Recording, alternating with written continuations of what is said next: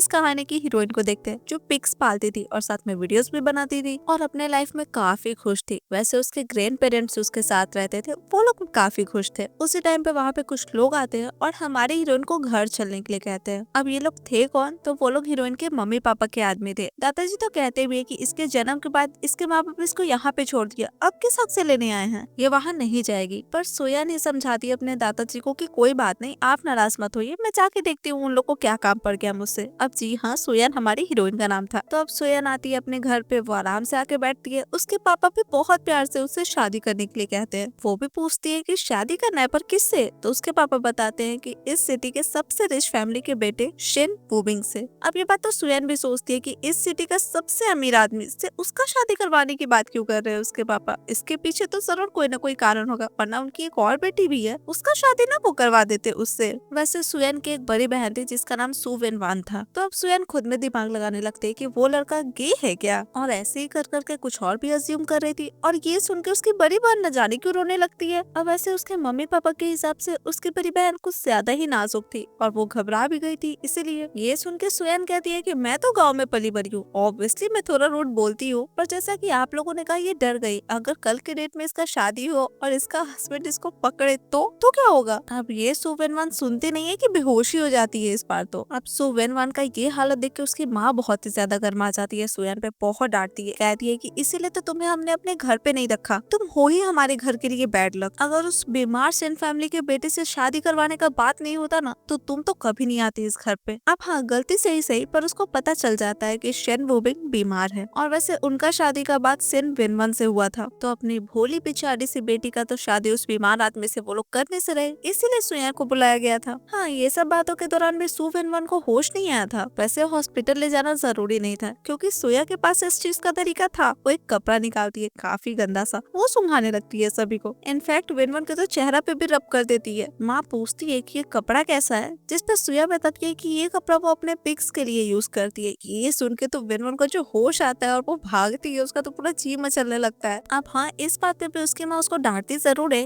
क्योंकि वो अपनी बड़ी बहन के चेहरा पे इतना गंदा कपड़ा कैसे यूज कर सकती थी। पर वो कहती है कि देखिए, जरूरी क्या था वेनवन को होश में लाना ना। अब देखिए वो एक पिग से भी ज्यादा फास्ट भाग रही है। ये सुन के माँ क्या ही बोले, भागती है अपनी बेटी के पीछे। पर हाँ, अब सोया शेन फैमिली में शादी करने के लिए रेडी जरूर हो जाती है सो वेनवन के जगह पे। पर हाँ, उसका एक शर्त था, और वो ये था कि उसके ग्रैंड पेरेंट्स को नर्सिंग होम भेज दिया जाए इस सिटी के, और वहाँ पे सब कुछ बहुत कंफर्टेबल और बहुत एक्सपेंसिव होना चाहिए, और उनके लिए 20 मिलियन भी पहले डिपॉजिट हो जाना चाहिए, ताकि उनको जिंदगी जीने में कोई प्रॉब्लम ना हो। अब वैसे ये सारा बात तो ठीक है, उसके पापा कर भी दे, पर क्या शेन वूबिंग उससे शादी करने के लिए रेडी